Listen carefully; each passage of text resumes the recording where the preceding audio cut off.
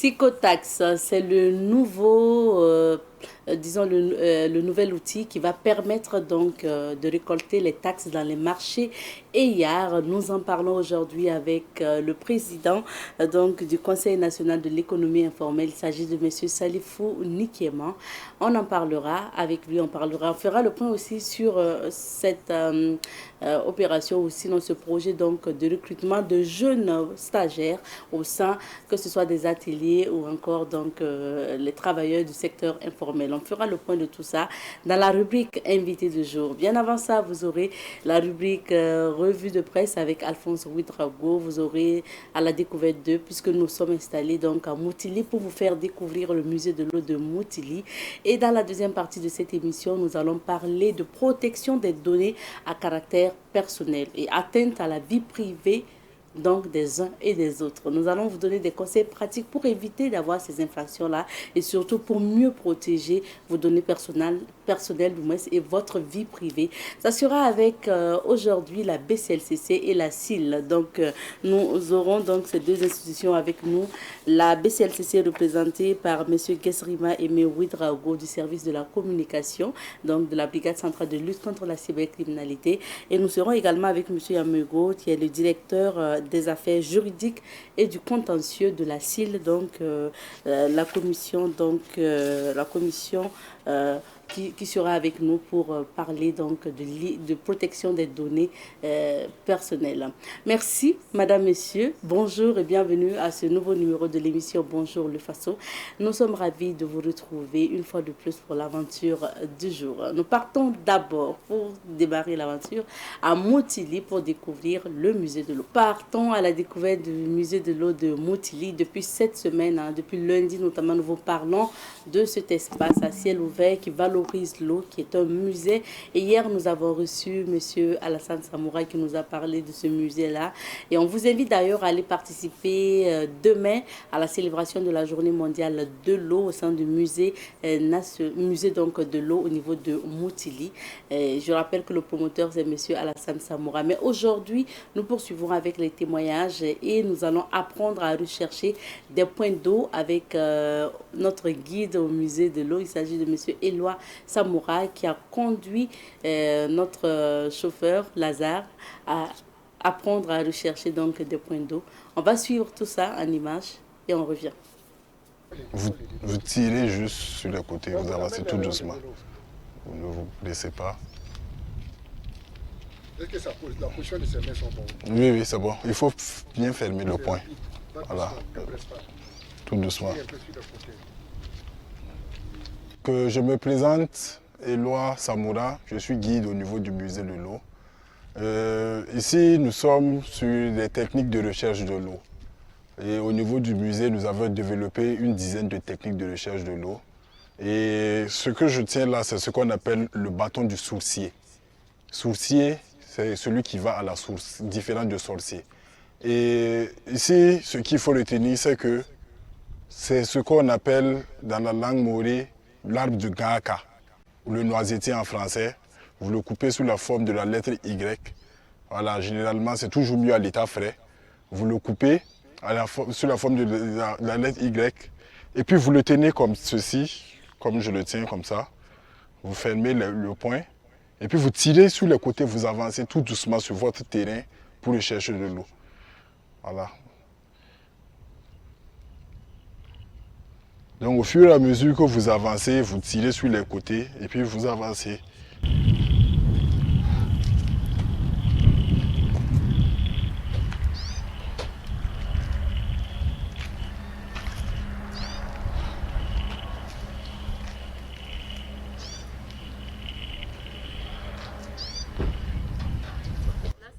Ouais. Là, par exemple, je sens que ça me tire vers le bas. Ça veut dire que je suis sur une bonne nappe phréatique. Il y a une présence d'eau dans la zone. Voilà. Ça veut dire que si on creuse un puits, on aperçoit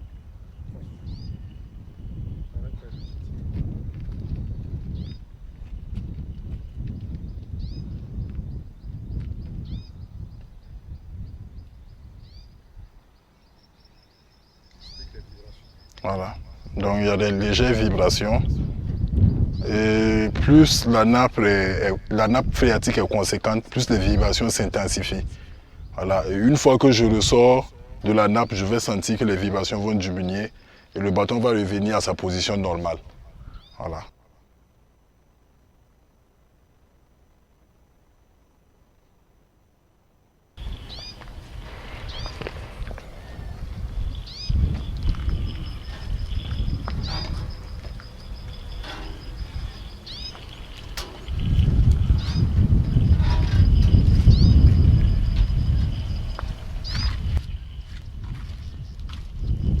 Alors, je ne sais pas si vous avez remarqué, le bâton est revenu à sa position normale.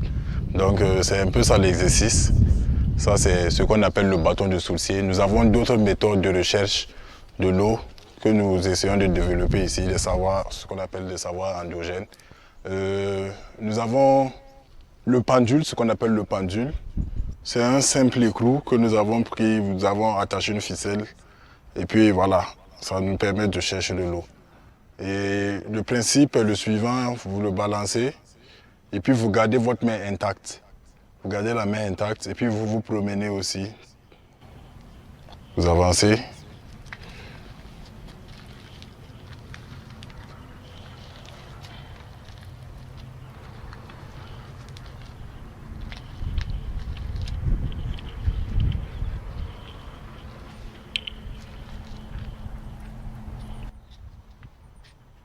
Voilà.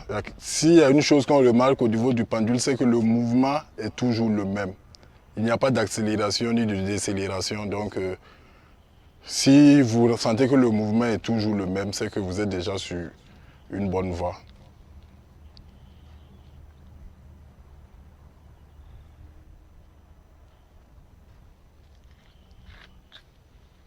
Comment savoir si nous sommes sur une nappe phréatique avec le pendule? Le pendule, une fois que vous êtes sur la nappe phréatique, vous allez sentir des picotements au niveau de la main. Voilà, si vous avez les picotements au niveau de la main, vous l'arrêtez et puis vous le rebalancez encore. Et vous le rebalancez. L'avantage avec le pendule, c'est qu'il vous donne à peu près la distance à laquelle vous devez creuser pour avoir de l'eau. Donc un va-et-vient, ça fait 1 mètre, 2 va-et-vient, 2 mètres, ainsi de suite. Donc arrivé à 30-35 mètres, si vous sentez encore des picotements, vous l'arrêtez, vous le rebalancez. Quand vous le rebalancez, entre 35 et 40 mètres encore, vous allez sentir des picotements. Donc ça veut dire que dans cet intervalle de 35 à 40-45 mètres, vous avez de l'eau. Et si vous creusez, vous allez trouver effectivement de l'eau à cette distance-là. Voilà, donc c'est l'avantage du pendule. Donc il y a le système de va-et-vient, il y a aussi le système oscillatoire. Voilà, vous pouvez aussi utiliser la méthode oscillatoire aussi pour chercher, c'est la même chose. Voilà. Donc nous avons développé une dizaine de techniques qui permettent de chercher de l'eau, qui sont accessibles à tout le monde peut chercher de l'eau parce qu'il y a un magnétisme qui est là. Chaque homme est constitué à minimum 70% d'eau. Donc il y a une relation entre l'homme et l'eau. Donc forcément tout le monde peut trouver de l'eau. Un pas en avant. Oui. Ça commence à descendre encore. Un pas en avant. Truc là-haut. Amène ça aussi. Un pas en avant, c'est bon. Tire maintenant, tu vas voir que ça va, savoir ce que ça va te faire. Tu vois maintenant. Vous suiviez à l'instant les images donc du musée de l'eau de Motili et vous avez pu suivre cet exercice piloté par le guide du musée de l'eau, M. Iloa Samoura, qui a bien voulu apprendre à notre chauffeur Lazare comment rechercher des points d'eau. Voilà, dans l'espace, à travers donc plusieurs méthodes. Merci, j'espère que vous avez noté. On vous invite à aller au musée de l'eau pour participer à la journée mondiale de l'eau qui sera célébrée demain, vendredi, au musée de l'eau à Motili, dans le village de Kwada, avec donc Monsieur Alassane Samoura et puis toute son équipe. Pour la suite de cette émission, nous allons feuilleter les journaux ensemble pour vous mettre au parfum de l'actualité. C'est parti pour la revue de presse. Et nous sommes avec Alphonse Ouitraogo. Bonjour Alphonse. Oui, bonjour Madame Nikema, bonjour à toutes et à tous. Bienvenue. Merci. Nous débutons par quel journal aujourd'hui? Par le journal de tous les Burkinabés, le quotidien d'État citoyen qui nous parle ce matin, le 13e juge africain Fabrice Zango en or, Sita, Yacouba et Faisal en bronze, écrit le journal. Approvisionnement en intrants agricoles, le gouvernement dissout la Caïma, écrit le journal. Poésie au Burkina Faso, un genre littéraire en quête de promotion, nous alerte donc le journal. Nouvelle du front, les forces combattantes surprennent des terroristes à Sanaba, nous informe le quotidien d'État citoyen. Stage des étalons à Casablanca, le staff technique en quête d'une solidité défensive. Résilience des ménages ruraux dans la boucle de Mohon. 2 projets de plus de 5,4 milliards de francs CFA officiellement lancés. Dans sa rubrique Au coin du palais, le journal écrit prison à vie pour les auteurs du lynchage de 2 policiers à Nafona. Toujours dans cette rubrique, on peut lire il manque de tuer sa femme et accuse le diable. Le journal Le Quotidien, lui, nous parle ce matin de l'exploitation minière au Burkina et écrit les permis des mines d'Inata et de Tambao retirés. Élection présidentielle 2024 au Sénégal, Amadou Ba est le candidat qui peut diriger le pays actuellement. C'est donc un avis de Abdoul Baki Diaye, membre de la direction de campagne de l'APR, le parti au pouvoir. Compte rendu du Conseil des ministres est à lire donc à la page 7 du journal Le Quotidien. Traités et accords internationaux, les acteurs des ministères et institutions outillés, nous apprend le journal 13e Jeux africains Accra 2024. Fabrice Zango et Yacouba Loué décrochent l'or et le bronze au triple saut. Le journal Le Pays nous parle ce matin de l'affaire d'officiers de police tués à Nafona dans la Comoé. Les 6 accusés présents à la barre condamnés à la prison à vie, écrit le journal. Conseil des ministres, le permis d'exploitation de la mine d'or de Inatan et de la manganèse de Tambao retiré.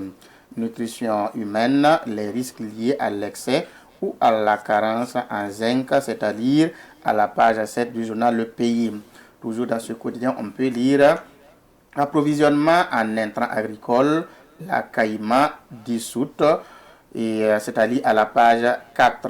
Dans la rubrique Révélation, le journal écrit coordination sens du centre nord des démissions enregistrées.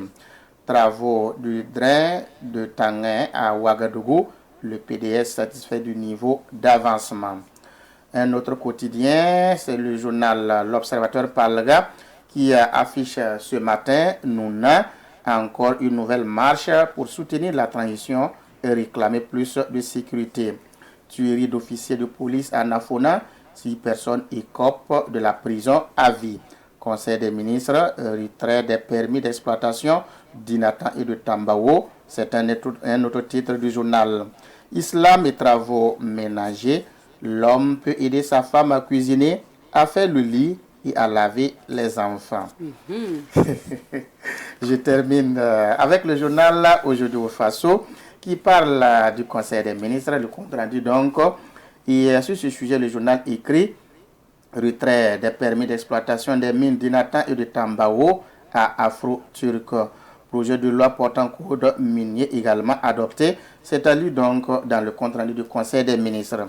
Le journal poursuit et écrit approvisionnement en intrants agricoles, le gouvernement dissout la Caïma. Commune de Ouaga, le psychotaxe pour réglementer les marchés non aménagés, écrit le journal. Mouvement Sens du Centre Nord, une dizaine de membres démissionnent. Caisse des dépôts et d'investissement, l'installation des membres du conseil de surveillance parachève la mise en place des organes de l'institution. 13e Jeux africains d'Accra, Hugues Fabrice Zango en or et Yacouba Loué en bronze au triple saut. Merci bien Alphonse pour la lecture de ces différents titres. Alors nous passons disons à la phase commentaire donc, de quelques sujets. Nous débutons avec l'actualité tuerie d'officiers de police à Nafona. 6 personnes ont écopé de la prison à vie.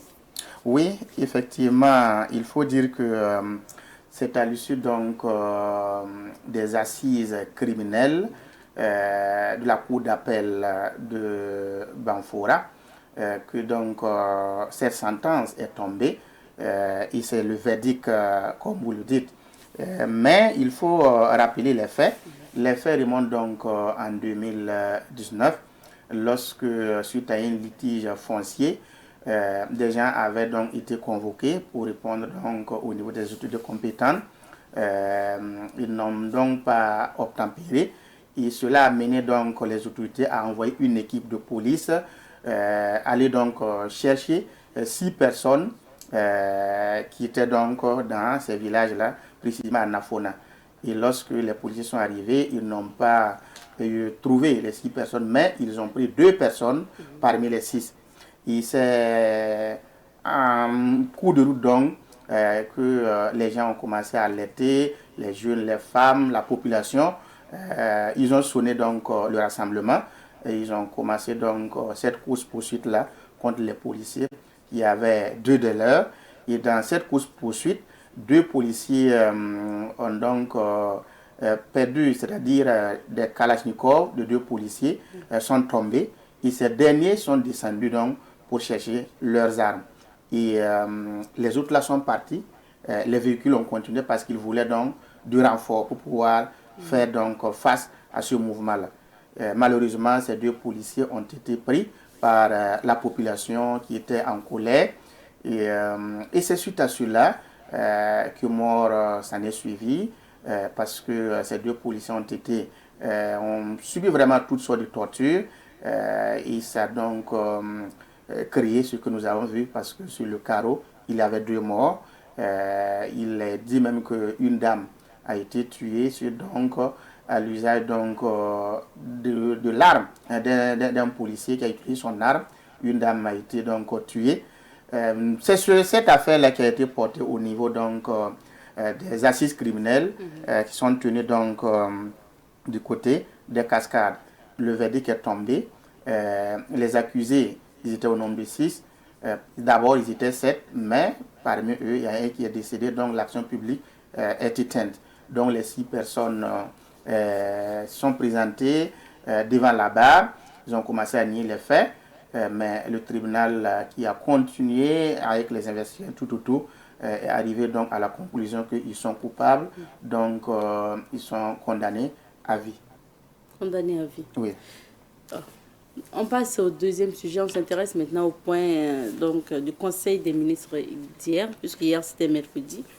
Le Conseil des ministres qui a décidé de retirer des permis d'exploitation donc des mines d'Inata et de Tambao. Oui, c'est l'information qui fait donc le chou gras des quotidiens aujourd'hui, parce que pratiquement tous les quotidiens en parlent. Il faut dire que je crois bien, c'était en 2023, qu'à l'issue aussi d'un conseil des ministres, la société turque, appelée donc Afro-Turc, a donc eu ses permis d'exploitation de la mine d'Inata et de Tambao. Mais vous savez que dans ces cas-là, il y a quand même des contrats, il y a quand même des conventions. Quand on vous donne le permis d'exploiter, vous avez un temps raisonnable pour vous mettre en œuvre. Est-ce que ce temps, celui-là a été respecté? Est-ce que si celui-là a été respecté, est-ce que ce que vous devez donner à l'État, vous êtes à jour? Ça peut se poser comme un souci quand on sait que aujourd'hui, malgré la situation sécuritaire améliorée à quelques niveaux, on retient quand même que dans certaines contrées, ce problème-là se pose toujours. Est-ce que cela a été un élément qui a empêché la société de pouvoir se mettre donc en branle, de commencer l'exploitation, d'être en tout cas à jour de ses obligations vis-à-vis donc de l'État burkinabé qui lui a donné ses permis d'exploitation? On ne sait pas. Mais la raison qui a été donc évoquée par le ministre en question est que la société afro-turque qui devait s'exécuter en termes d'obligations, quand vous commencez à travailler, jusqu'à 3 mois après, il y a ce que vous devez payer à l'État. Si vous ne respectez pas, forcément l'État est en droit de vous retirer donc ses permis d'exploitation. Je pense que c'est l'argument qui a été donc utilisé et c'est ce qui a amené donc le gouvernement à revenir sur cette question-là, à reconsidérer ce qu'il avait donné comme permis d'exploitation. Donc ces permis ont été retirés. Maintenant, ce que nous voyons sur les réseaux sociaux, c'est que des gens, une certaine langue a commencé donc à coller cette histoire-là à une entreprise comme Ibomar. Les gens ont commencé à coller les deux, ce qui n'est pas le cas selon donc, certaines sources, parce que le PDG de l'entreprise Ibomar n'est mêlé ni de près ni de loin par rapport à ce qui se passe. Des gens pensent que le fait que le gouvernement burkinabé retiré donc ces permis d'exploitation des mines à ces deux sociétés-là, ça montre qu'il n'est pas en odeur de sainteté avec donc, le patron du groupe Ibomar, ce qui n'est pas le cas selon donc, nos sources. Et ce sont des choses à ne même pas faire le lien. Donc, ce qu'on peut retenir, c'est que c'est une entreprise turque qui certainement n'a pas respecté les obligations qui ont donc été établies et qu'elle doit respecter. La conséquence, c'est ce que le gouvernement vient de tirer. On passe à l'actualité internationale, direction du Sénégal. Pour l'actualité interne, le président Macky Sall qui décide d'effacer la dette fiscale des médias. On parle de 40 milliards. Alphonse. 40 milliards de francs CFA, c'est énorme. Après, et ça va soulager. Hein? La presse sénégalaise s'en félicite. Ah, oui. Parce que quand on connaît les conditions dans lesquelles cette presse travaille, disons donc la presse africaine en général, il y a des soucis partout. Surtout en ce qui concerne donc l'économie. Il y a beaucoup d'entreprises de presse aujourd'hui qu'on pourrait dire qu'elles vivotent, elles ne vivent pas avec les soucis que nous avons. Non seulement quand vous prenez le Sahel par exemple, il y a le terrorisme qui est là, il y a la réalité des affaires, ce qui pourrait renflouer les caisses, donc c'est difficile. Donc les trésoreries au niveau des entreprises de presse sont vides, alors qu'il y a ces impôts, ces taxes que vous devez donc payer.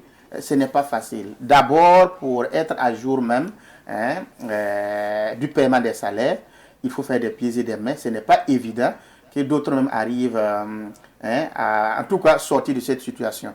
Donc, n'en parlons pas ce que nous devons à l'État, ce qu'on doit avoir pour produire, pour être vraiment au top, pour répondre vraiment aux besoins des populations. Quand on sait que c'est un sacerdoce, d'abord, c'est donner l'information. Si au-delà de ça, il faut encore s'échiner pour payer, pour être à jour au niveau des impôts, et ainsi de suite, ce n'est pas simple.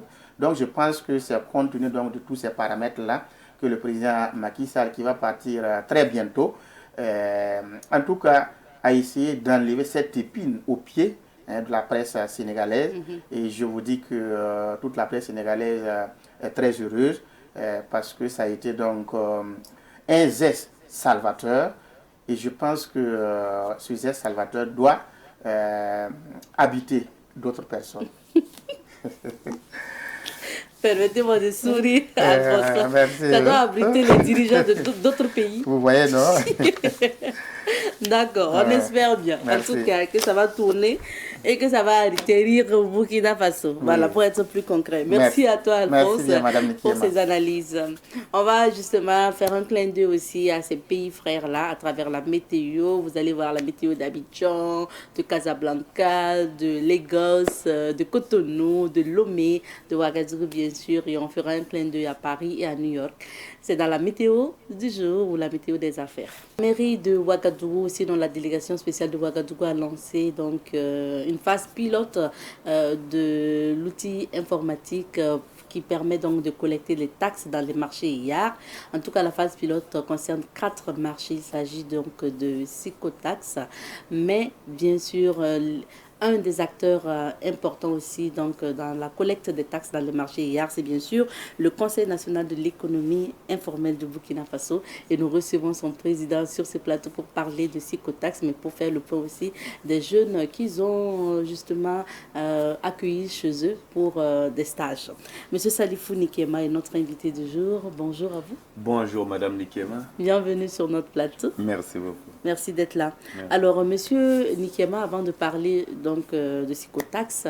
Déjà, rappelez-nous comment fonctionne votre structure, le Conseil national de l'économie informelle du Burkina. Merci beaucoup. C'est pour vous dire que le Conseil national de l'économie informelle se porte bien, parce que c'est une jeune structure qui a une vie actuellement de 4 ans.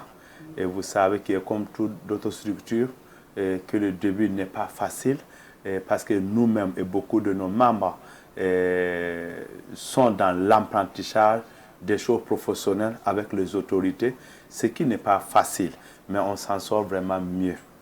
On s'en sort mieux. Maintenant, dernièrement, quand on vous a reçu, c'était pour parler du projet qui consistait à accueillir des stagiaires au niveau donc, du secteur informel, que ce soit dans des ateliers, que ce soit dans des entreprises, donc, mais du secteur informel. Ce projet est à quel niveau?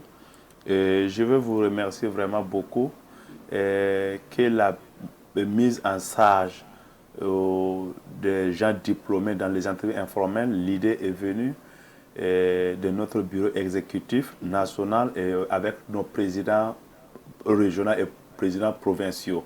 Et que nous aussi on a vu à notre sein et que le pays traverse des moments très très difficiles et nous pouvons faire quoi pour le pays. Et nous voyons que beaucoup de jeunes ont des diplômes et ils tentent à avoir des emplois. Mais vous sachez comme nous qu'actuellement, tout le monde ne peut plus aller dans l'État. Parce qu'aujourd'hui, si on regarde, il y a beaucoup de diplômés et il y a moins de postes. Et nous, les acteurs de l'économie informelle, nous aussi, on a joué à notre sein pour dire comme c'est les diplômés et qui sont allés loin à l'école, qui n'ont pas de boulot. Et beaucoup de nous aussi n'ont pas gagné la chance d'aller à l'école. Et nous aussi, on n'a pas de diplôme, mais c'est qu'on n'a pas un document pour dire. Mais en réalité, dans les marchés et dans les affaires aujourd'hui, si quelqu'un peut prendre 5 francs, que ça devient 10 francs, il faut que vous sachiez que lui aussi, il a des diplômes. C'est parce qu'il n'a pas quelque chose à montrer. Mais maintenant, nous aussi, on veut que ces acteurs viennent dans nos entreprises informelles pour voir ce que nous faisons au quotidien, ce que nous faisons pour nourrir nos familles, pour gagner nos besoins et pour aussi payer des gens qui partent à l'école. Parce que sachez que beaucoup de parents sont dans l'informel. Donc aujourd'hui, c'est comme nos petits frères et nos enfants que nous voulons prendre chez nous, puisqu'ils vont venir toucher du doigt la réalité. Donc, nous avons touché notre ministre de tutelle, qui est le ministre de la Jeunesse et de l'Espoir, qui a vraiment trouvé l'idée très pertinente. Et il a aussi amené la chose à haut niveau, et puisque toute l'autorité applique pour sa mise en œuvre. Parce que nous cherchons qu'aujourd'hui, si nous, on gagne, que ces jeunes deviennent des opérateurs économiques, des gens qui vont rentrer dans l'économie, ça va vraiment soulager le pays et ça va diminuer même l'insécurité. Ça, c'est que l'insécurité aujourd'hui, c'est le désespoir qui fait amener les gens dans l'extrémisme violent. C'est le désespoir qui amène des gens à penser qu'il peut aller tuer son frère ou son cousin. Voilà. Donc, même maintenant, si les jeunes peuvent avoir d'emploi, il peut avoir sa pitance, il peut vivre à l'aise, il peut occuper de sa famille. On ne pense pas qu'il y a un Burkinabé qui va vouloir aller tuer un autre Burkinabé. Donc, nous avons pensé bien que s'il vient dans nos entreprises, ça va devenir vraiment des bons citoyens qui peuvent savoir comment. Parce qu'il y a un proverbe aussi qui dit, il ne faut pas montrer quelqu'un comment on mange poisson. Il faut les montrer comment on pèse poisson.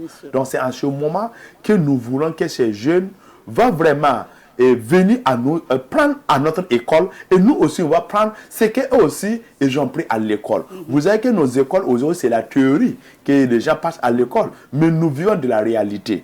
Donc en ce moment, si ces jeunes viennent de chez nous, ils vont nous aider, nous aussi on va nous aider et les aider. En retour, c'est mieux que si ces jeunes-là viennent dans nos boutiques, dans nos marchés, et il y a peut-être demain, et ils peuvent faire plus mieux que nous. Parce qu'ils ont des idées, ils ont éveillé, ils ont des diplômes. Donc, le monde est ouvert à eux. Ils peuvent en discuter et puis discuter avec les autres partenaires plus facile, plus mieux que nous.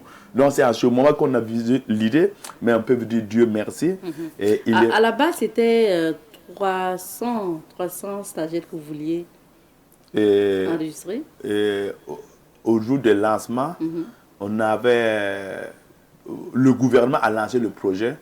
Pour 200 postes de stages.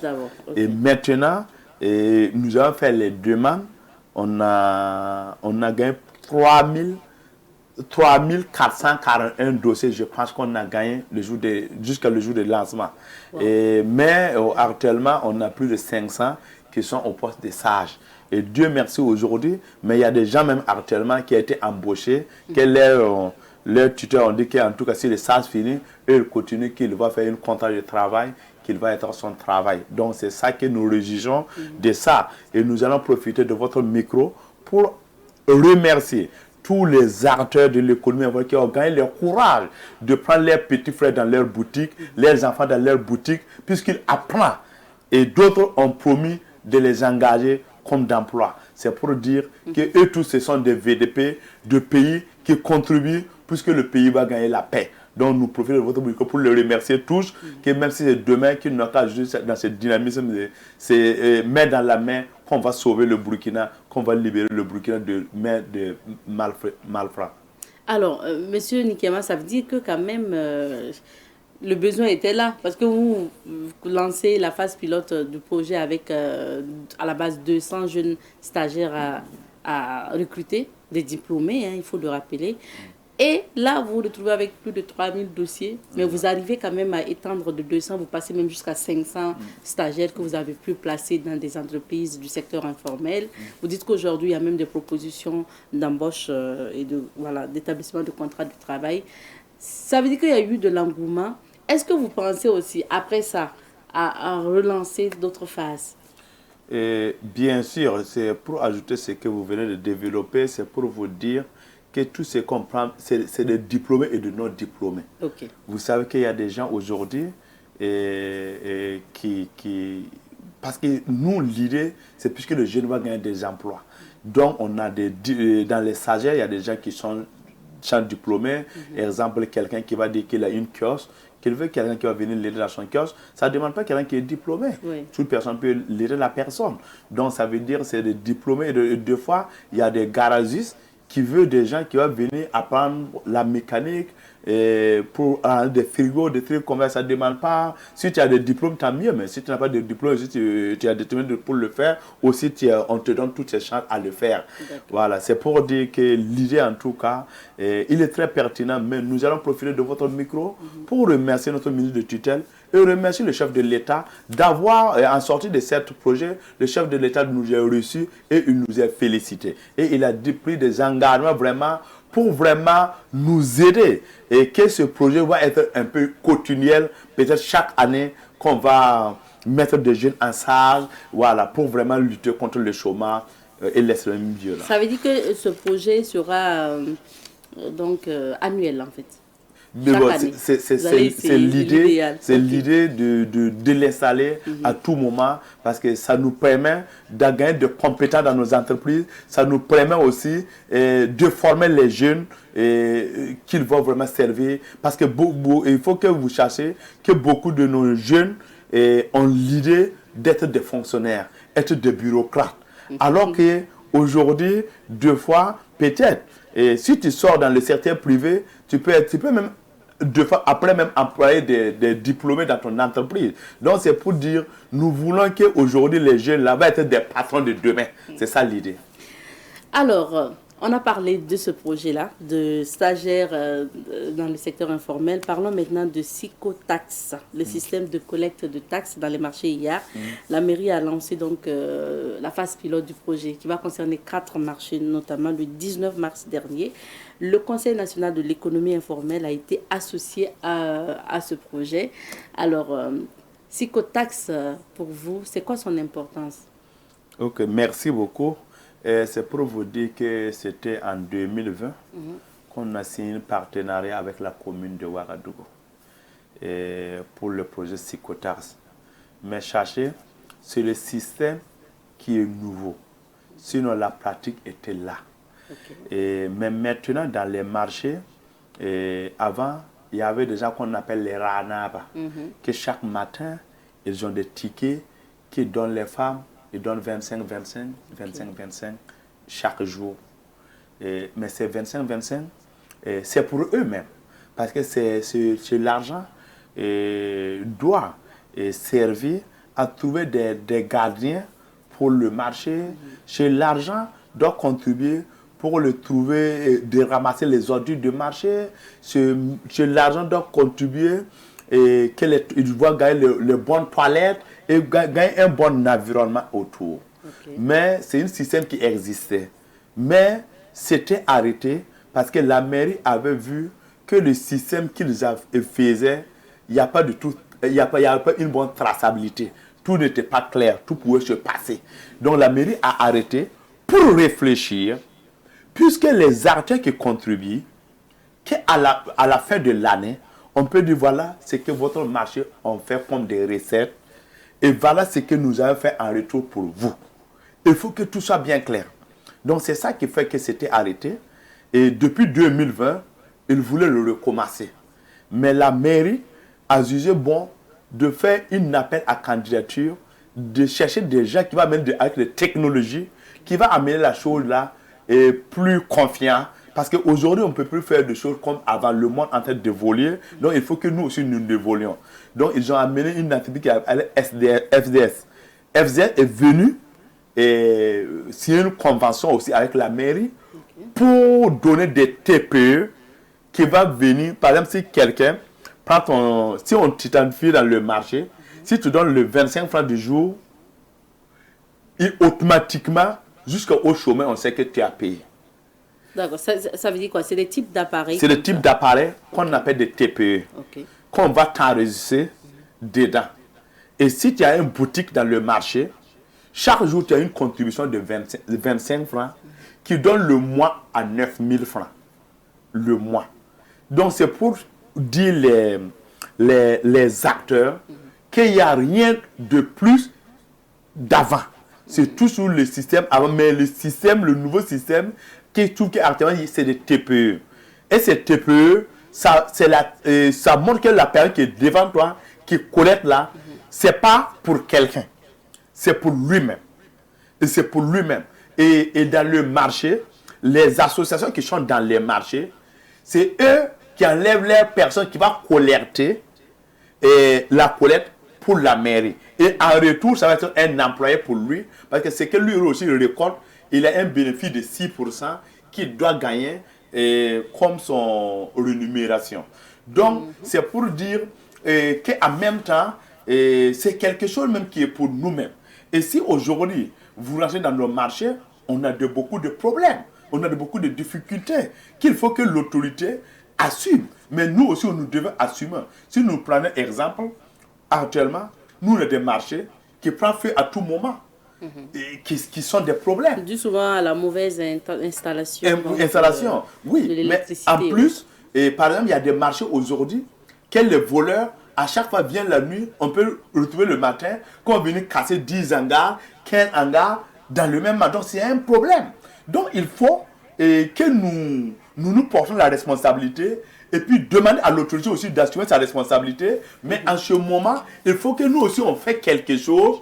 Et pour aider la chose, nous, c'est que si on dit l'État c'est nous tous. L'État n'est pas commerçant. C'est nous qui doit aider l'État. Et c'est nous qui doit travailler que l'État va devenir fort et nous venir au secours. Sinon, si nous, on a des charges que l'État doit assumer, et nous, il n'y a pas quelque chose comme une guerre que l'État va gagner pour nous venir au secours, ça va être un peu difficile. Et sachez que notre pays est en train de traverser des moments difficiles, ça demande une économie endogène. Ça demande que vraiment nous-mêmes, au sein de nous-mêmes, on n'a qu'à travailler pour améliorer nos situations. Et le proverbe aussi dit, si quelqu'un lave ton dos, il faut avoir le courage de laver ton visage. Donc c'est pour dire, et ce système, nous appelons, actuellement on a commencé au marché de la Sasro, le marché de l'Area, le marché de Citoyen 2, le marché de Théâtre Populaire.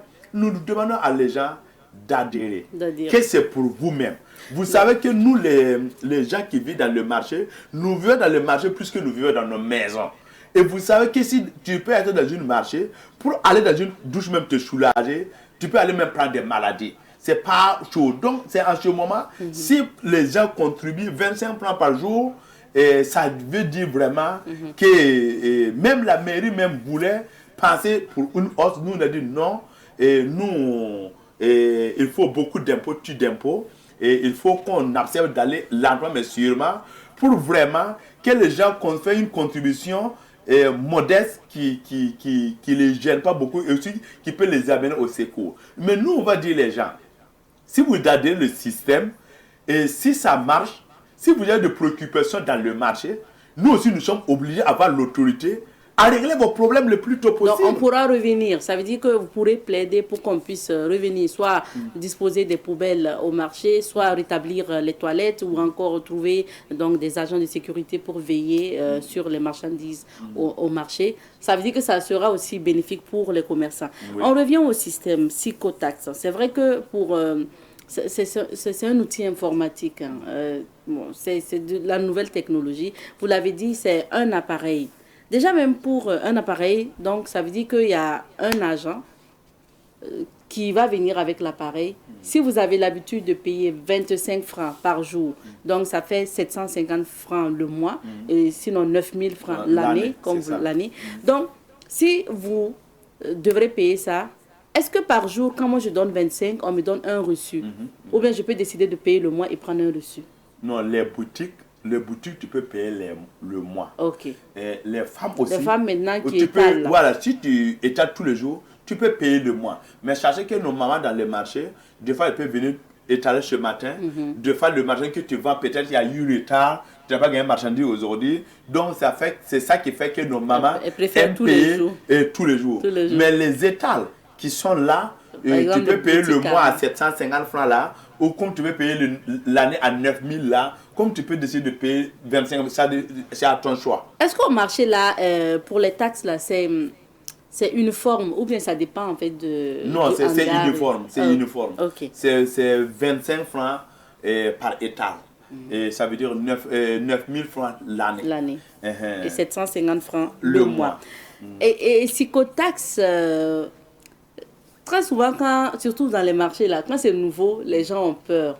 Est-ce que quand vous discutez avec donc ces commerçants-là, vous sentez ils se disent « Ah, vraiment, est-ce que c'est pas pour augmenter les choses ?» Est-ce qu'ils acceptent tout de suite? Non, c'est pour dire beaucoup de gens qui sont dans les marchés, c'était des anciens pratiques qui étaient là. Mais donc ils savent en principe pour collecter. Ils savent en fait, c'était quelqu'un qui était arrêté pour améliorer. Okay. Voilà, mais pour améliorer, puisque tout soit clair, puisque toi-même tu collectes là, ton argent que on prend là, que tu cherches que ça part dans les bonnes, ça part dans la commune de Ouagadougou. Mais c'est un projet que l'État compte aller même dans les autres provinces pour faire la même chose. Mais si tu donnes, ça veut dire qu'il y a un fichier à la mairie centrale, que si tu donnes ton 25, si on te donne le reçu, là-bas c'est pointé que tu as payé ton journée. Voilà, ça veut dire que c'est tout clair. Actuellement, le collecteur qui est devant toi là, il faut savoir c'est ton enfant, c'est ton petit frère, ou des fois c'est ton grand frère, ou des fois c'est des doyens de marché, mais eux aussi, ils ont 6% de collecte qu'ils collectent, qui va être son salaire, c'est qui va être son rémunération. Ok, voilà. Ça veut dire que ça fait en même temps de l'emploi pour le collecteur. Oui, si vous voyez même la collecte de l'occupation de la voie publique à Ouagadougou ici, nous avons recruté 2 jeunes par secteur. Donc les 55 secteurs là, de Ouagadougou là, nous avons 110 collecteurs qu'on a pris qui sont devenus leur emploi direct. Donc ça crée aussi de l'emploi et ça les organise plus mieux qui est vraiment, c'est quelque chose vraiment qui est plus bénéfique pour nous. Parce que les enfants, les 110 jeunes qu'on a pris pour la commune de Ouagadougou, et 2 par secteur là, c'est nos petits frères, c'est nos enfants qui sont en train de faire ces collectes pour la commune de Ouagadougou. Mais ces jeunes aussi ont 6% de leur récolte qu'ils gagnent, qui est leur salaire. D'accord, donc ça dépend de ce que vous collectez donc par mois ou par jour qu'on fera les calculs pour votre rémunération. Maintenant, la phase pilote, vous l'avez dit, c'est 4 marchés d'Assasgo, Cité 1, 2, Théâtre Populaire. Le marché donc, de l'Arlé aussi est concerné donc, par la phase pilote. Est-ce que vous avez, je vais parler du Conseil national de l'économie informelle, est-ce que vous avez décidé de faire des approches, d'aller vers vos camarades, d'aller vers vos collègues commerçants là, pour leur expliquer le système? Parce que quand c'est nouveau, les gens peuvent être réticents. Est-ce que vous avez des opérations terrain? Oui, on a des opérations terrain. Il faut que vous cherchiez que le Conseil national de l'économie informelle, c'est une fêtière. C'est une fêtière des associations et des syndicats et de groupements. Ça veut dire au Conseil national de l'économie informelle, un individu en tant que personne ne peut pas rentrer dans le conseil. Okay. Tu rentres le conseil dans ta structure. Donc, toutes ces structures qui sont dans ces marchés sont dans le Conseil national de l'économie informelle. Donc, c'est les acteurs de l'économie informelle, c'est nos membres qui sont dans les marchés, là, c'est eux qui gèrent la chose. Donc, eux, ils connaissent déjà le dossier. Voilà. Eux, ils sont dans les marchés, dans tous les marchés. Il y a nos membres qui sont dans le marché réel. Et il y a un proverbe aussi qui dit, c'est celui qui est dans la mer qui sait là où la mer sait. Donc, comme c'est eux qui sont dans les marchés, et c'est eux qui prennent la chose pour aller parler à leurs camarades, et bon, le message passe plus vite. Et les gens aussi sont habitués. Et actuellement, les gens sont conscients qu'ils doivent faire quelque chose. Parce qu'aujourd'hui, si vous partez dans le marché, il y a beaucoup de conditions que les gens ont besoin de l'autorité de venir vraiment faire beaucoup de choses pour eux. Mais si en retour, je vous donne un exemple. Quand nous avons parti au marché de Rassaswo, et pour le lancement, que je vais profiter de votre micro pour remercier le maire, le PDS central. Quand il est venu, il a invité aussi le PDS de l'arrondissement 5 qui était là. Et les gens ont dit qu'il y a un goudron qui a passé, mais le goudron qui rentre dans le marché là, c'est pas bon. Il y a de grosses camions, des fois qu'il y a de choses. Quand le maire a dit directement, des machines viennent pour l'arranger pour vous. Donc c'est pour vous. Alors que les gens qui étaient dans les marchés là, vous allez avoir le PDS où pour parler de ça. Donc, ça c'est une opportunité et en même temps, on les a mis en relation avec la commune de l'arrondissement 5, de leur arrondissement. Actuellement, s'ils ont des difficultés, le maire a une obligation de venir les écouter et de chercher des solutions et de faire des plaidoiries pour sa commune. Donc, c'est pour dire que c'est une bonne chose et d'adhérer, d'accepter ce système qui va être plus bon que nous. Peut-être deux fois, et vous savez que nous les acteurs de l'économie informelle, beaucoup de nous sont des acteurs très très vulnérables. Et dans les marchés, si vous êtes assis avec les couverts de 10 jours, de 20 jours, et vous expirez ça, ça vous donne des malades. Vous pouvez aller se terminer à l'hôpital. Même tu pars au marché, même n'est pas facile, que tu vas partir dans les hôpitaux, ça va devenir des examens, ça va devenir des consultations. Même si tu n'as pas, même si tu dois prêter, il faut que tu te soignes.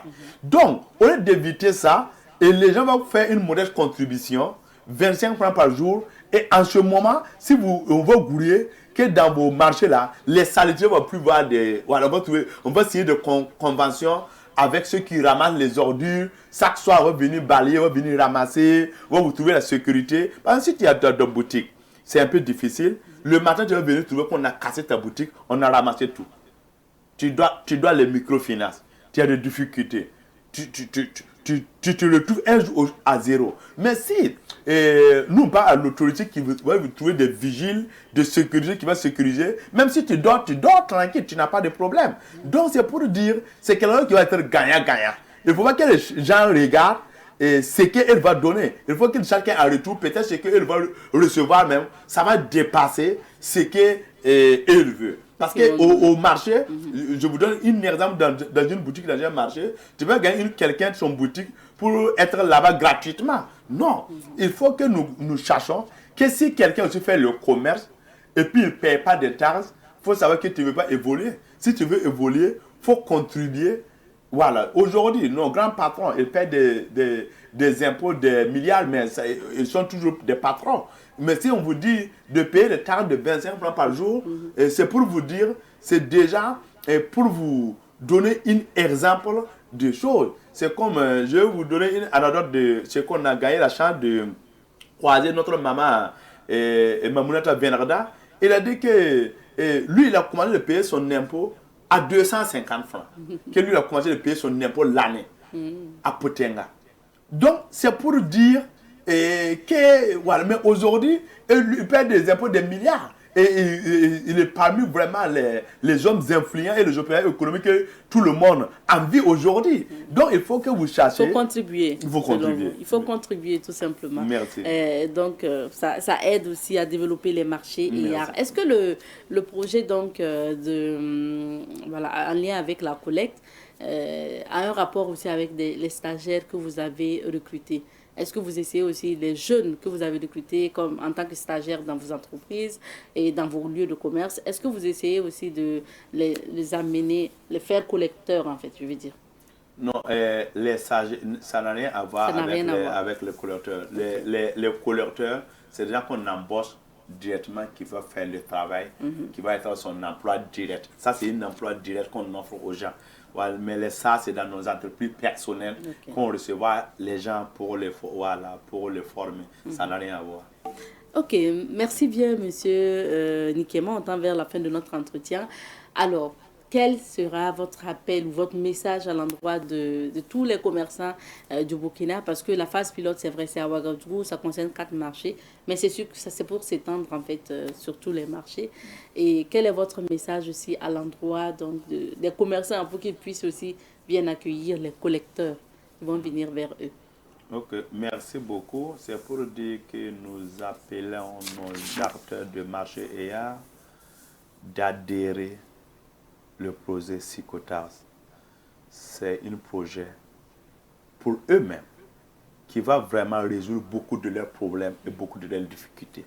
Tu peux être dans un marché et il y a des situations que tu peux les gérer toi-même, même si tu as les moyens.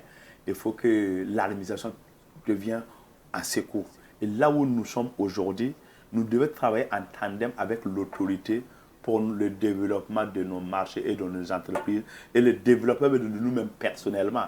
Parce que c'est bien que si quelqu'un est dans un marché aujourd'hui, que peut-être dans 2 ans, dans 3 ans, dans 5 ans, qu'il devient un opérateur économique, un industriel. Beaucoup de nos patrons aujourd'hui ont commencé dans les marchés comme nous. Mais aujourd'hui, ils ne sont plus dans les marchés. Donc c'est pour dire que c'est des escaliers, mais il faut qu'ils soient des gens humbles et compréhensifs, des gens qui vont savoir qu'on doit tout faire pour accompagner l'autorité et écouter l'autorité et avoir confiance à l'autorité. Qu'en ce moment, tout ce que nous faisons, si nous aussi on a des plaidoyers, et on peut gagner une support, on peut vraiment gagner des gens qui peuvent continuer à nous accompagner, à nous faire avancer. Donc c'est pour dire, le projet Psychotars, c'est pour vous-même. Sachez que dans Psychotars, il n'y a pas quelque chose d'étrange dans ça. C'est un ancien système qui met en œuvre. Il n'y a pas 5 francs, il n'y a pas 1 centime qui ajoute, c'est toujours la même chose comme c'était avant. Mais ce que vous récoltez, et vous savez que là où l'argent part, vous savez qu'avant les gens prenaient des tickets comme ça, je ne sais pas là où l'argent part, mais maintenant, vous savez là où l'argent part. Si vous payez, et par exemple, l'enfant, il y a le nouveau système actuellement, l'enfant qui a le TPE là, l'enfant a chargé le TPE avec son argent. C'est comme un enfant qui vend l'unité. L'argent qui est dans le TPE là, la commis, il a pris son argent. Donc maintenant, lui, il doit collecter pour rentrer à ses fonds, voilà, pour aller recharger. C'est comme des unités que tu payes pour vendre.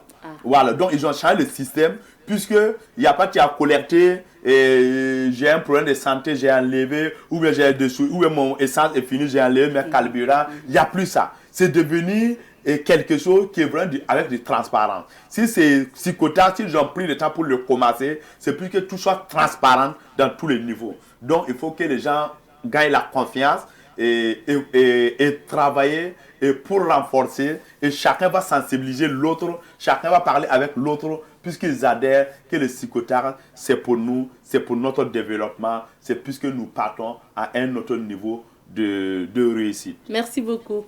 Je rappelle que M. Salifou Nikema est le président du Conseil national de l'économie informelle du Burkina Faso. On s'arrête ici pour l'entretien d'aujourd'hui. Publication des contenus illicites sur les réseaux sociaux, cas des atteintes portées à l'honneur et à la considération et à la vie privée d'autrui. Nous parlons de tout ça avec nos invités sur ce plateau. Nous sommes avec l'ASIL et nous sommes avec la BCLCC, notre partenaire donc de tous les jeudis pour la chronique qui vise à vous sensibiliser voilà, sur la cybercriminalité. Nous sommes avec Gesrima Aimé Ouidraogo du service de la communication de la Brigade centrale de lutte contre la cybercriminalité. Bonjour, monsieur Bonjour, Ouidraogo. Madame Nikema, bonjour aux téléspectateurs et merci de nous recevoir sur votre plateau. Aujourd'hui, vous venez sur ce plateau accompagné d'un de vos partenaires également. Il s'agit de la CIL, la Commission de l'informatique et des libertés, représentée sur ce plateau par M. Koulega Désiré Yamero, directeur des affaires juridiques et du contentieux au niveau de la CIL. Bonjour. Bonjour Madame Nitiema et bonjour également aux téléspectateurs et également merci de nous recevoir sur mon plateau.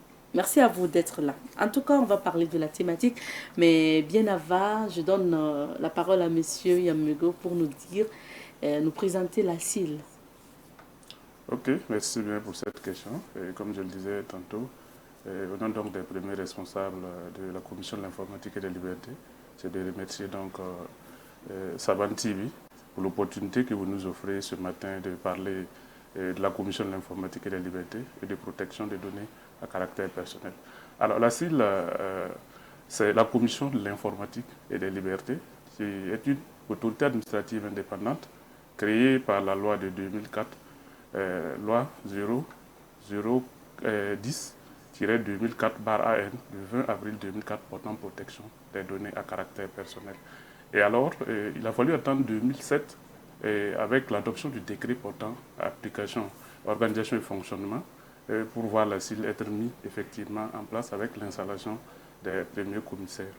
Et cette loi, étant donné qu'on est dans le domaine du numérique, qui est un domaine qui évolue très rapidement, à partir de 2021, la loi a été réélue pour également s'adapter à cette évolution numérique-là. Et quand on parle de la CIL, vous avez un collège de commissaires composé de 9 membres et vous avez donc une administration chapeautée par un secrétaire général. Donc c'est l'organigramme type des ministères. Et sa mission principale, donc, c'est de protéger les données à caractère personnel de tous les citoyens burkinabés. Les données à caractère personnel, je note cette notion-là.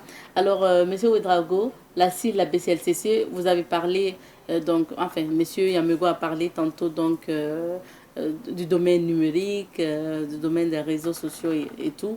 Est-ce que vous faites pratiquement le même boulot, BCLCC, CIL? On ne fait pas pratiquement le même boulot parce que la Commission de l'informatique et des libertés est une autorité administrative indépendante dont la mission phare est de protéger les données à caractère personnel des populations. Alors c'est un peu plus restreint et nous sommes beaucoup plus dans la prévention et dans la répression. C'est-à-dire la prévention pour sensibiliser les usagers sur les manifestations de la cybercriminalité, donner les bonnes pratiques dans l'usage des technologies de l'information et de la communication. Et maintenant, en cas de dérive également, nous venons interpeller. C'est-à-dire qu'on a double casquette, si on peut le dire ainsi. On est dans la prévention et la répression. Mais avec la CIL, depuis 2020, on a signé une convention de partenariat.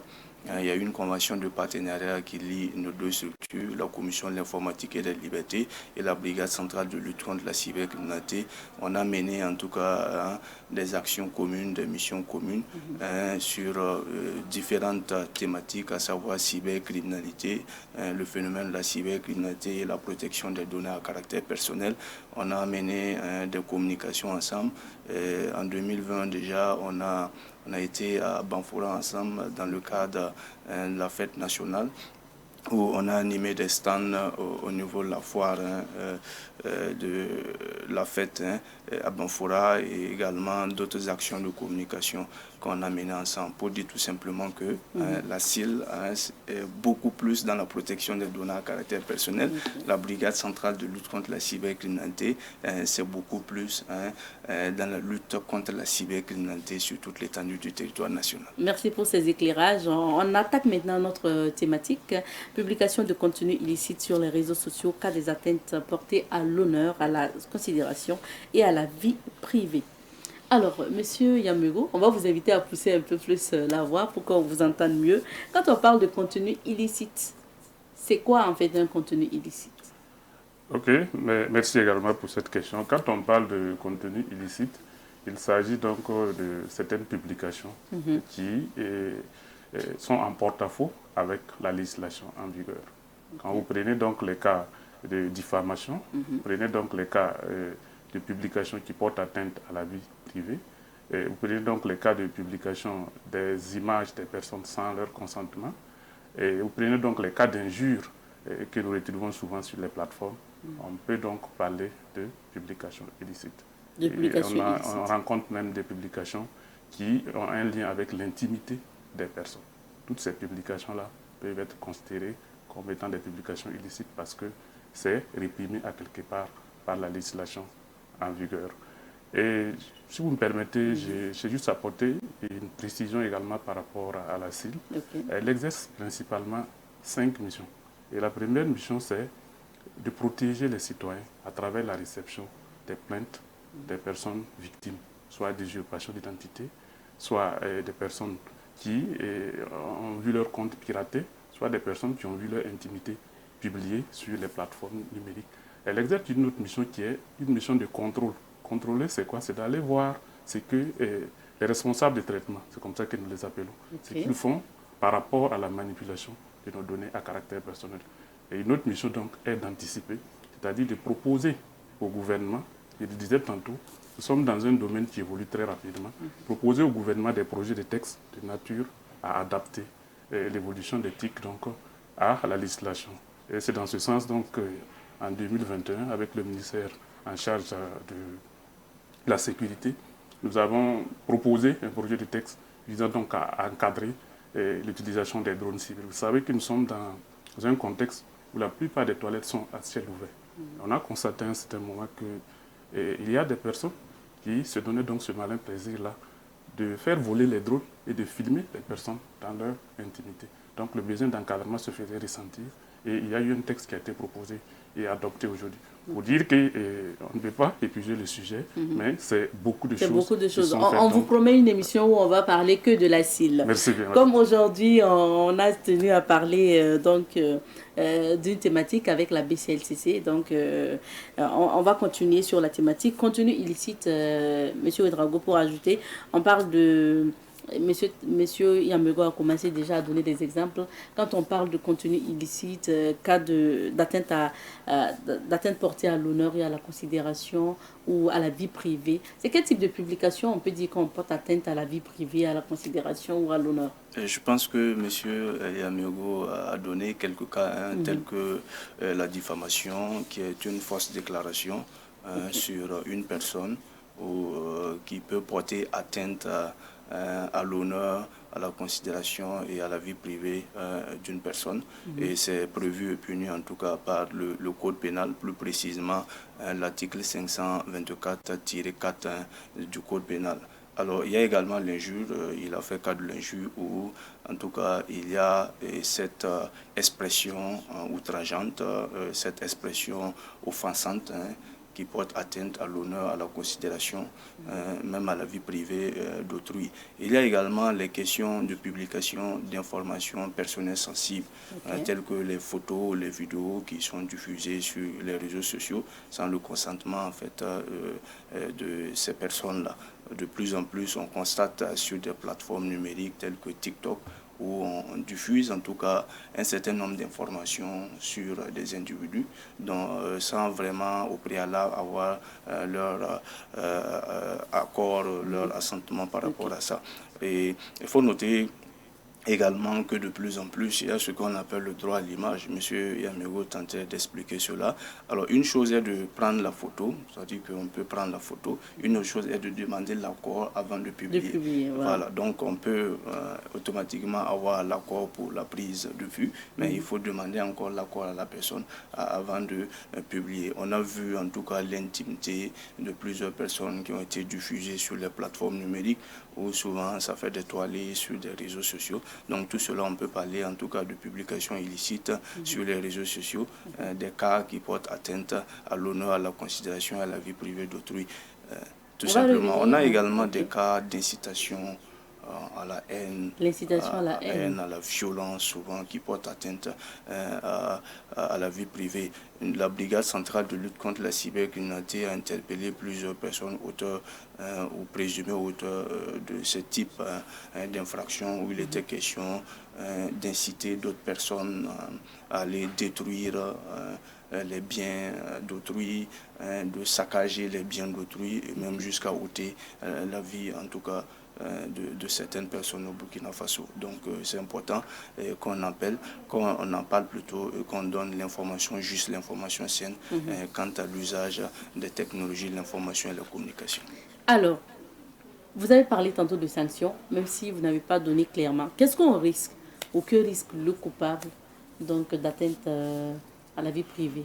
Alors, si je reviens par exemple sur le cas de la diffamation, je disais tantôt que l'article 524-4, d'abord on a la définition au niveau de l'article 524-1 et les sanctions au niveau de l'article 524-4 qui dit clairement que lorsque vous êtes un auteur de diffamation par le biais d'un moyen électronique, on précise, vous pouvez faire l'objet en tout cas d'une peine d'emprisonnement qui va de 1 an à 5 ans et d'une peine d'amende qui va de 500 000 à 2 millions de francs CFA. Je répète, une peine d'emprisonnement qui va de 1 an à 5 ans et une peine d'amende qui va de 500 000 à 2 millions de francs CFA. Je prends par exemple le cas de l'injure publique également, qui est défini au niveau de l'article 524-2 du Code pénal et maintenant les sanctions au niveau de l'article 524-6 qui dit clairement que lorsque vous êtes auteur d'infraction, on va dire de cette infraction-là, c'est-à-dire de l'injure publique-là,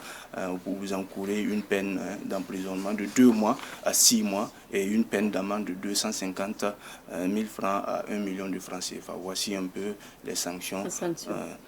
Monsieur Yamego, c'est important en fait de dire au public qu'ils peuvent être poursuivis, ils peuvent être sanctionnés par leur publication sur les réseaux. Exactement, c'est important de mettre l'accent sur les sanctions parce que aujourd'hui, il faut le dire, quand on parle d'Internet et des réseaux sociaux de façon générale, ce n'est pas une zone de non-droit parce qu'à partir de 2018, nos autorités ont pris à bras le corps cette question-là et le Code pénal a fait l'objet donc d'une première révision pour prendre en compte l'ensemble des infractions en lien avec l'informatique. Et on s'est rendu compte quelques temps après qu'il y avait également des insuffisances, parce que les réseaux sociaux n'étaient pas pris en compte. Donc à partir de 2019, on est revenu prendre en compte cette question donc, des réseaux sociaux.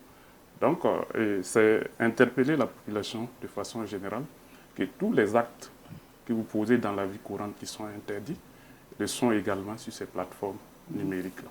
Et vous pouvez donc être appelé, interpellé donc, pour répondre de vos actes. Et en complément d'information, ce qu'il a donné donc comme élément porte spécifiquement sur le droit commun. En lien avec la question de la protection des données à caractère personnel, on peut également se référer à l'article 712.13 qui, ici, met en garde toute personne qui viendrait, lors de la collecte ou de la manipulation des données à caractère personnel, viendrait donc à divulguer ces informations à une personne qui n'a pas le droit de recevoir cela. Ici, on fait appel donc aux grandes firmes et aux administrations et aux personnes qui travaillent au sein de ces administrations qui ont accès à certaines informations. Ces informations ne doivent pas être portées à la connaissance des tiers non autorisés. Quand on parle des tiers non autorisés, ce sont des personnes qui, normalement, en raison de leur position, ne devraient pas avoir accès à ces informations. Il y a une sanction donc, qui est prévue donc, à l'article 712.13. Et ça va donc d'une amende de 1 million à 3 millions de francs CFA. Et il y a également une peine d'emprisonnement qui est prévue à cet effet. Le temps court vite, il nous reste moins de 2 minutes, donc on va aborder la journée nationale donc, de protection des données à caractère personnel célébrée chaque 30 mars.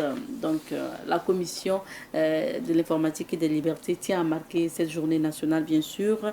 Alors, pour chaque 30 mars, vous êtes là encore et ce 30 mars, vous avez des activités. Merci bien pour ce clin d'œil. Je dirais que la journée nationale de protection des données à caractère personnel a été instituée en 2022 par une communication orale du ministre en charge de la justice. Et c'est parti donc d'un constat que ce que nous faisons au quotidien pour amener les citoyens à comprendre l'importance de la protection des données à caractère personnel n'est pas très souvent perçue. Et ici, on marque donc une halte pour intensifier sur un temps donné certaines activités, en fait donc d'inculquer une culture de la protection des données à caractère personnel à l'ensemble des citoyens.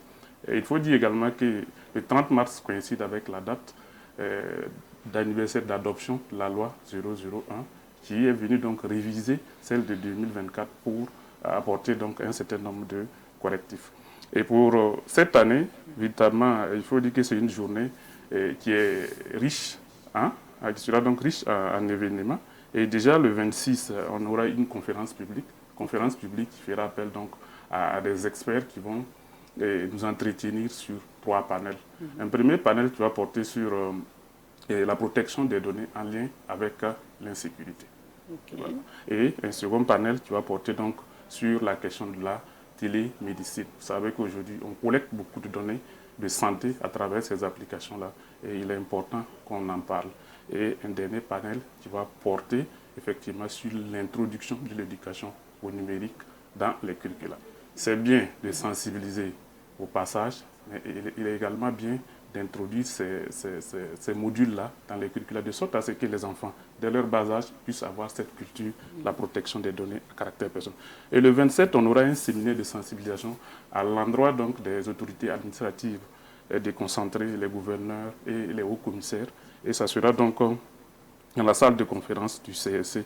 Et la touche spéciale pour cette année, en lien donc avec la vision de la présidente, qui souhaite utiliser les TIC pour toucher le maximum de personnes et qu'on organise donc dans le cadre de cette journée un jeu concours hackathon.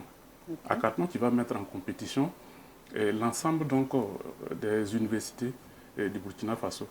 Il s'agit ici de faire appel donc à des compétences qui vont développer des applications de sensibilisation que nous allons donc avoir dans nos téléphones et ce qui va faciliter donc la question de la sensibilisation. Et M. Ouedraogo l'évoquait tantôt, il y a également une journée porte ouverte, une journée au cours de laquelle nous associons l'ensemble de nos partenaires. Il s'agit donc pour chaque structure qui est dans l'écosystème du numérique de prendre part à cette journée-là et de faire partager avec l'ensemble de la population ces missions. Et on a également des missions de contrôle médiatisées et le dernier jour, on va donc passer réellement au lancement de notre site web et certaines applications qui ont été développées à l'interne. Je vous remercie. C'est autant d'activités. Hein. Merci beaucoup en tout cas. Malheureusement, le temps est fini. Merci. Et pour les activités, donc ça se tient au siège de la CIL. Oui, pour les journées portes ouvertes, c'est au siège de la CIL. Et pour les panels, ça sera donc au siège, donc dans la salle de conférence du CES, Conseil économique et social. Voilà. Merci beaucoup, merci bien. Alors il faut noter qu'un dernier mot, que la brigade centrale de lutte contre la cybercriminalité participe activement aux activités entrant dans le cadre de la journée nationale de protection des données à caractère personnel à travers l'animation des stands. Donc les téléspectateurs sont invités à passer au niveau de Ouaga 2000 à la CIL, en tout cas pour avoir l'information.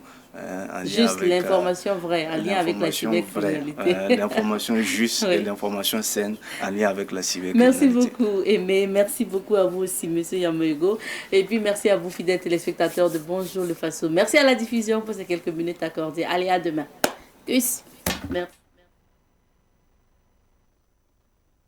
On va dire au revoir aux téléspectateurs. Je rappelle que cette semaine, nous nous intéressons donc au musée de l'eau donc de Moutili. Et puis voilà, tout au long de la semaine, on vous parlera donc de ce musée. À demain pour le récapitulatif des témoignages en lien avec le musée, mais également pour recevoir d'autres invités, parler d'autres chroniques. Allez,